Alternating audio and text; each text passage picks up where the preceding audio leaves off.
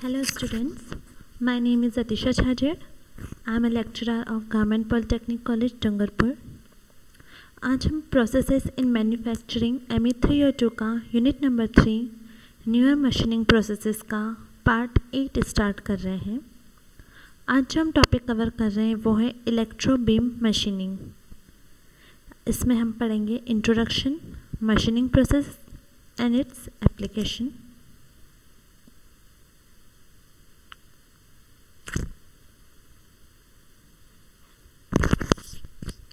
Electron beam machining, जिसे हम संक्षेप में EBM भी कहते हैं, यह एक ऐसा प्रक्रम है जिसका औद्योगिक उपयोग अभी तक नहीं हुआ है, लेकिन इस प्रक्रम की सामान्य क्षमता उल्लेखनीय है, इसलिए आगे चलकर इसका उपयोग करना पॉसिबल है।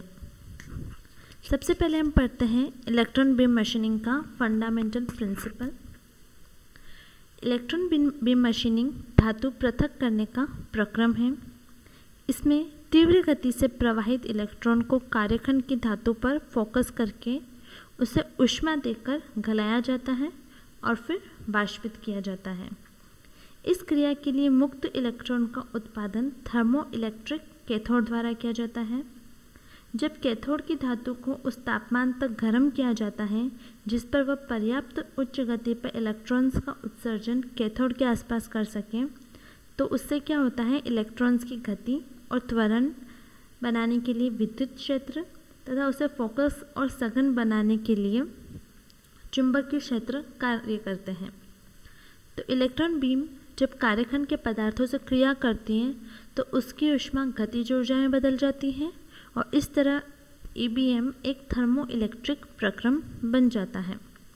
तो हम इसमें देख सकते हैं इस इलेक्ट्रॉन बीम मशीनिंग में 3 प्रमुख अवयव हैं। फर्स्ट है कैथोड, ठीक है, ये उष्ण टंगस्टन फिलामेंट होता है जिसका टेम्परेचर 2500 डिग्री सेंटीग्रेड तक रखा जाता है। इसे ऋणात्मक चार्ज दिया जाता है। फिर है ग्रिड कप, जो कि फिलामेंट से जुड़ा हुआ भाग होता है और ऋणात्मक चार्ज लिए हुए होता है। फिर आता है एनोड, ये धनात्मक चार्ज लिए हुए होता है और एनोड से होकर उच्च गति इलेक्ट्रॉन्स प्राप्त होते हैं, ठीक है। फिर क्या करते हैं, ये जो इलेक्ट्रॉन घन है इसे उच्च वोल्टता वाले DC स्रोत से विद्युत धारा से जोड़ देते हैं, जिससे विद्युत धारा प्राप्त होती है और यहाँ पे इलेक्ट्रॉन्स उत्पन्न होते हैं। इलेक्ट्रॉन्स के प्रवाह का नियंत्रण ग्रिड कप के द्वारा किया जाता है, ठीक है। ये ग्रिड कप ऋणात्मक चार्ज से होता है। एनोड में बने एक छिद्र से होकर इलेक्ट्रॉन कन्वर्जिंग बीम के रूप में प्रवाहित होते हैं, ठीक है। यहाँ एनोड से पास होकर यहाँ पे कन्वर्जिंग यानी कि अभिसारी बीम के रूप में प्रवाहित होते हैं। इलेक्ट्रॉन्स जब एनोड से गुजरते हैं तब इनकी गति प्रकाश की गति के लगभग 2/3 हो जाती है। एनोड को 50 से 150 किलोवाट की विद्युत शक्ति प्रदान की जाती है और इसी शक्ति से ये कार्यखंड पर प्रहार करते हैं, ठीक है। फिर क्या होता है, इसमें मैग्नेटिक डिफ्लेक्शन कॉइल का यूज़ किया जाता है, ठीक है। यह इलेक्ट्रोमैग्नेटिकली डिफ्लेक्टिंग कॉइल होती है। यहाँ पे इसका यूज़ किया जाता है। ये क्या करती है, इलेक्ट्रॉन बीम को वृत्ताकार आकृति प्रदान करती है, जिसकी काट का व्यास 0.01 से 0.02 mm तक होता है। बीम को विक्षेपित करके किसी भी कोण पर समंजित किया जा सकता है, ठीक है। तो ये इसको क्या करती है, कार्यखंड पर सही स्थिति में फोकस करके यहाँ पे मशीनिंग क्रिया स्टार्ट कर देती है। इलेक्ट्रॉन बीम कार्यखंड के जिस स्थान पर उच्च गति से प्रहार करती है वहाँ उसकी गतिज ऊर्जा तुरंत ऊष्मा ऊर्जा में बदल जाती है और फलस्वरूप क्या होता है, प्रहार वाले स्थान पर पदार्थ का गलन होता है और ये वाष्पीकरण होकर हट जाता है, ठीक है। जो बीम का शक्ति घनत्व होता है वो 1.5 बिलियन वाट पर सेंटीमीटर स्क्वायर का होता है, जिसका कारण प्रहार के स्थान पर पदार्थ माइक्रोसेकंड में पिघलकर वाष्पित हो जाता है, ठीक है। इस प्रक्रम को लघु अवधि के बारंबार स्पंदनों के द्वारा किया जाता है। और इन स्पंदनों की आवृत्ति होती है 1 से 16,000 हर्ट्ज, ठीक है, और इसमें 4 से 64,000 माइक्रोसेकंड की हो सकती है। ओके, तो इसमें जो हमें स्लॉट मिलते हैं इलेक्ट्रॉन बीम मशीनिंग के द्वारा, ठीक है,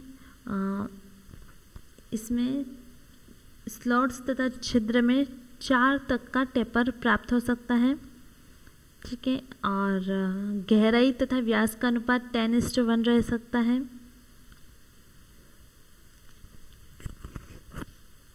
अब हम पढ़ते हैं इलेक्ट्रॉन बीम मशीनिंग के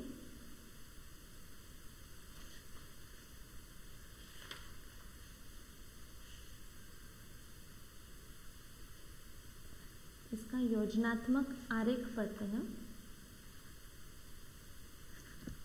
ठीक है। इस आरेख में प्रदर्शित किया गया है, यह है घन, ठीक है, यह है इलेक्ट्रॉन बीम घन, ठीक है। इस घन में इलेक्ट्रॉन का किरण पुंज उत्पन्न होता है, इसलिए इसे इलेक्ट्रॉन बीम घन नाम दिया गया है, ठीक है। इससे उत्पन्न होने वाले इलेक्ट्रॉन बीम का उपयोग धातु से निर्मित कार्य वस्तुओं को जोड़ने यानी कि वेल्ड करने में किया जाता है, ठीक है। इस घन में इलेक्ट्रॉन बीम को उच्च निर्वात पर्यावरण में उत्पन्न किया जाता है। जो पूरा सिस्टम है ये निर्वात होता है, वैक्यूम होता है। इसे वैक्यूम करने के लिए निर्वात पंप के लिए कैथोड फिलामेंट, ठीक है, इसे निर्वात यहाँ से निर्वात किया जाता है निर्वात पंप के लिए, ठीक है। ये जो है निर्वात पंप के लिए है। ये जो फिलामेंट है ये कैथोड फिलामेंट है। इलेक्ट्रॉन उत्सर्जन तप्त तंत्र एनोड, ठीक है। तो क्या होता है, इसे हाई वैक्यूम एनवायरनमेंट में रखा जाता है, ठीक है। इस इलेक्ट्रॉन घन में टंगस्टन या फिर टेंटालम धातु का एक फिलामेंट होता है, ठीक है, जिसे डीसी वोल्टेज से जोड़ा जाता है।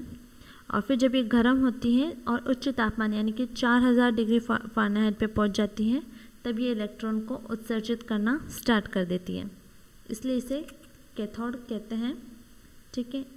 फिर क्या होता है, ये जो इलेक्ट्रॉन्स हैं इनको ग्रिड द्वारा इकट्ठा कर दिया जाता है, ठीक है, और एनोड द्वारा उच्च वेग से त्वरित किया जाता है, ठीक है। कैथोड की अपेक्षा एनोड को उच्च वोल्टता की डीसी पावर सप्लाई से संयोजित किया जाता है, ठीक है। तो क्या होता है, इस तरह कैथोड और एनोड के बीच में एक उच्च विभवांतर स्थापित हो जाता है और उससे क्या होता है, इलेक्ट्रॉन कैथोड से निकलकर एनोड द्वारा आकर्षित और त्वरित होकर उच्च गति के साथ कार्य वस्तु पर जाकर टकराते हैं। यहाँ से तीव्र गति से निकलते हैं, ठीक है। चूँकि कार्य वस्तु और कैथोड के बीच में उच्च विभवांतर है, इसलिए इलेक्ट्रॉन का कार्य वस्तु की ओर गमन करना स्वाभाविक है, ठीक है। फिर क्या होता है, कैथोड से निकलने वाले इलेक्ट्रॉन को एनोड के विद्युत क्षेत्र द्वारा किरण पुंज का रूप दिया जाता है। यहाँ से किरणों के रूप में निकलते हैं, ठीक है, जिसे पोजिशनिंग डायफ्राम, ये है पोजिशनिंग डायफ्राम, इसके द्वारा क्या किया जाता है, इसे इस छिद्र से गुजार कर अप्रसारी यानी कि कन्वर्ज किया जाता है, ठीक है। यहाँ पे आके कन्वर्ज हो गई, ठीक है। फिर यहाँ पे क्या होता है, आगे इलेक्ट्रॉन बीम को इलेक्ट्रोमैग्नेटिक फोकसिंग कॉइल से पास किया जाता है, ठीक है। तो क्या होता है, यहाँ से पास करने के बाद इसे केंद्रित किया जाता है, यहाँ से पास करवाने के बाद, ठीक है। फिर क्या होता है, फोकसिंग कॉइल के बीच स्थित चुंबकीय मैग्नेटिक डिफ्लेक्शन कॉइल से पास होती है और ये यहाँ पे वांछित दिशा में इसे डिफ्लेक्ट कर देती है, ठीक है। इन विद्युत चुंबकीय फोकसिंग लेंस का उपयोग करके हम इस किरण पुंज को चाहे जिस डायरेक्शन में फोकस कर सकते हैं, तो यहाँ पे इसको फोकस कर देती है, ठीक है। और यहाँ पे से ये डिफ्लेक्ट हो गई और ये यहाँ पे वर्क पीस पर आकर यहाँ पे टकरा जाती है। ये जो इलेक्ट्रॉन घन है इसका लगभग 50 से 100 मेगा एम्पेयर की विद्युत धारा चाहिए होती है और इसमें 30 से 175 किलोवाट की आवश्यकता होती है, ठीक है। फिर क्या होता है, यहाँ पे आके टकराती है और यहाँ पे जो धातु है उसको, कार्यखंड की धातु को 40,000 डिग्री सेंटीग्रेड पे टकराती है, तो यहाँ से इस धातु का गलन स्टार्ट हो जाता है और ये वाष्पित होकर निकल जाता है, ठीक है। इसमें क्या होता है, सबसे पहले धातु पर एक छिद्र बनाया जाता है और ये छिद्र धातु के साथ संधि करता रहता है और इस प्रकार छिद्र बनता रहता है और हमें उचित जो हमें वेल्डिंग चाहिए होती है वो हमें मिल जाती है।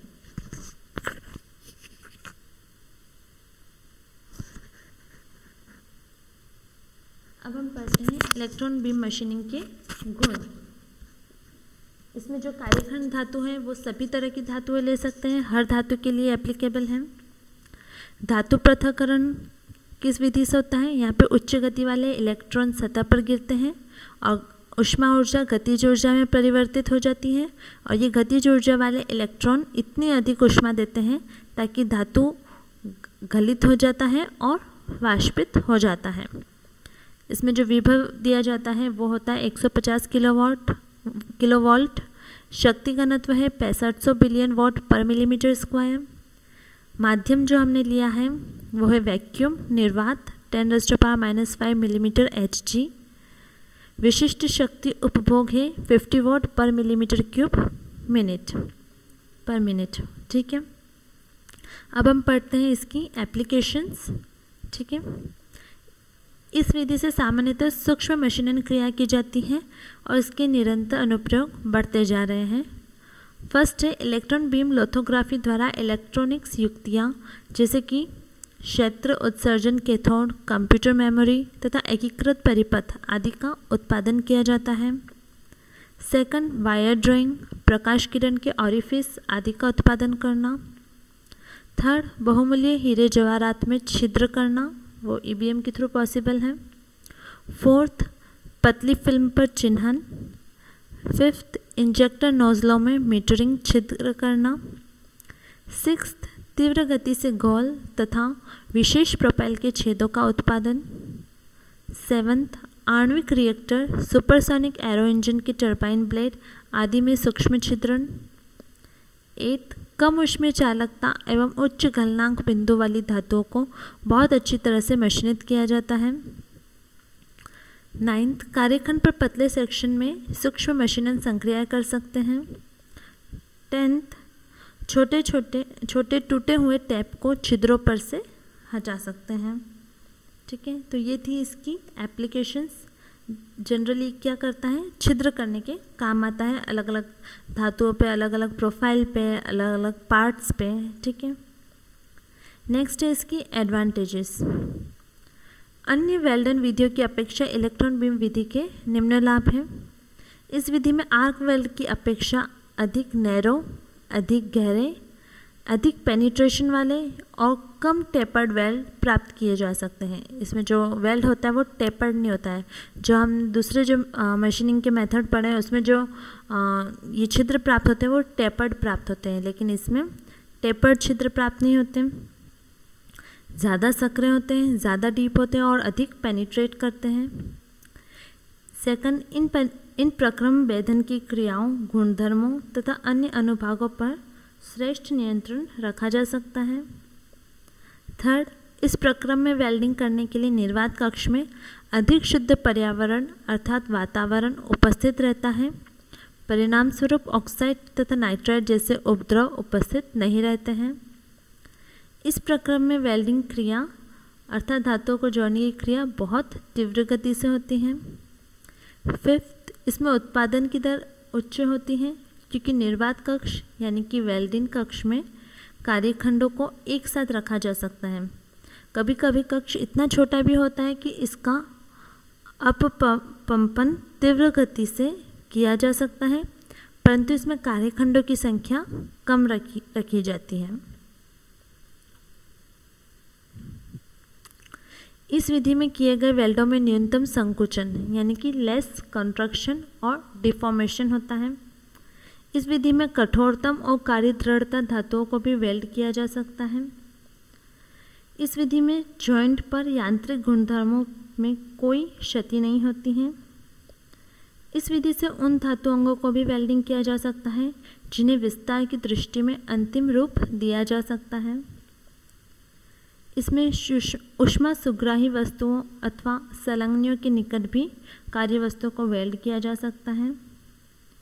निर्वात स्थानों पर हर्मिटेड सिल्ड वेल्ड बनाए जा सकते हैं। उच्च ताप सह एवं क्रियाशील धातुओं को वेल्ड किया जा सकता है। तो ये थी कुछ एडवांटेजेस इलेक्ट्रॉन बीम मशीनिंग की।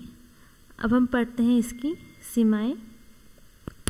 पूरा कार्य निर्वात में करना होता है, इसमें वैक्यूम बहुत ज़रूरी है, बिना वैक्यूम के इलेक्ट्रॉन बीम मशीनिंग कार्य नहीं कर सकती।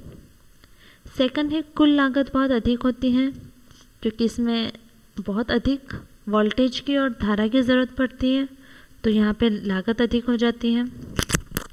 दक्ष कारीगरों की आवश्यकता होती है। उत्पन्न सतहें साफ नहीं होती, क्योंकि ये जो सतह मिल रही है वो हमें वाष्पित होने से मिल रही है, तो उसमें फिर से इसमें मशीनिंग की आवश्यकता रहती है।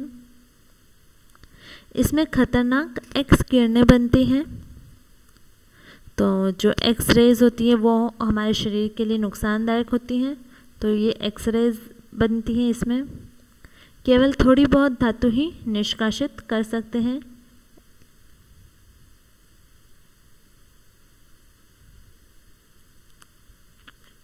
इस बीम को विद्युतीय विधि से विक्षेपित किया जाता है, जिससे यथार्थता घट सकती है। सिर्फ छोटे कर्तन ही किए जा सकते हैं। धातु पृथक्करण की दर कम रहती है। उपकरण की लागत ज़्यादा है, विद्युत खर्च ज़्यादा है। पूर्ण रूप से सिलेंड्रिकल गहरे छिद्रण के लिए उत्पादन उपयुक्त नहीं है। कार्यखंड का आकार छोटा होता है, क्योंकि कक्ष में निर्वात की आवश्यकता रहती है। ठीक है, तो ये थी कुछ इसकी लिमिटेशंस।